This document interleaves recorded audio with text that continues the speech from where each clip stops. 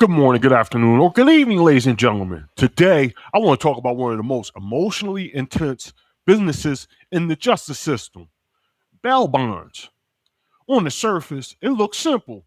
Somebody is arrested, a family needs help, and a bond company steps in to get that person out.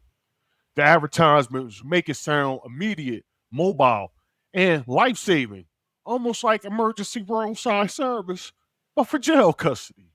But underneath that surface is a much deeper business model. This is not just about help, it is about pricing temporary freedom under pressure. One of the strongest hidden features of this business is location. Bail bond offices often sit close to jails, courts, and county systems because the business depends on urgency. Families are not leisurely shopping for a provider, they're looking for a way to get someone out now. That means the storefront is not just a business location, it is a part of a crisis response geography built around arrest, processing, and release. Emotional marketing is very clear. The bright lights, the big signs, the sense of being open when everything else feels shut down. That is part of the model. Bail bonds is sold as immediate rescue. The customer is scared, confused, and often very desperate. The company presents itself as the path from jail to home. But the hidden business is not simply release, it is a private company charging to assume court risk in a moment when the family has the least bargaining power. Let's go into the office where the real business starts to take shape. The bond person does not simply hand over freedom, they evaluate risk, paperwork, co-signers, and payment. They stand between custody and release. That is why this business is so revealing. The customers may feel like they are paying towards bail, but in many cases, they are really paying a non refundable fee to a private intermediary who is willing to take on the appearance risk. It's important to show how the industry often portrays itself with confidence, identity, and even performance. Bail bonds is not always marketed as a quiet legal service. Sometimes it is presented with swagger, style, and authority. That matters because the business has to project power in a world of fear and uncertainty. It wants to look connected, capable, and in control. The customer is entering in a moment of panic. The company wants to project that it knows exactly how the system works. There is an additional dimension to this story. The bond business is often imagined in one narrow way, but the reality is much broader. Here, we see a woman bonds person positioned as an owner, agent, and notary. That shows that this is not just a masculine enforcement business, it's also a paperwork business, a relationship business, and a credibility business.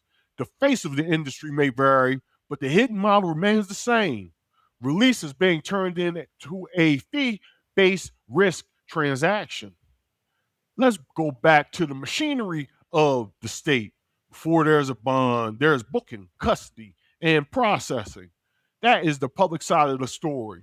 The bond industry does not create the jail system, but it exists because the jail systems create a moment where release becomes financially valuable.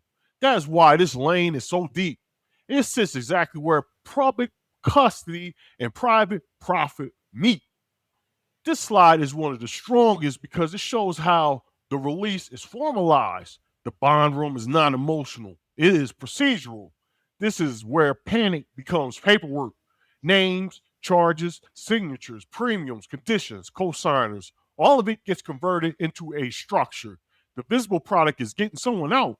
The hidden business is translating a family emergency into a legally binding financial arrangement. The agent and the monitoring side shows another truth people often overlook.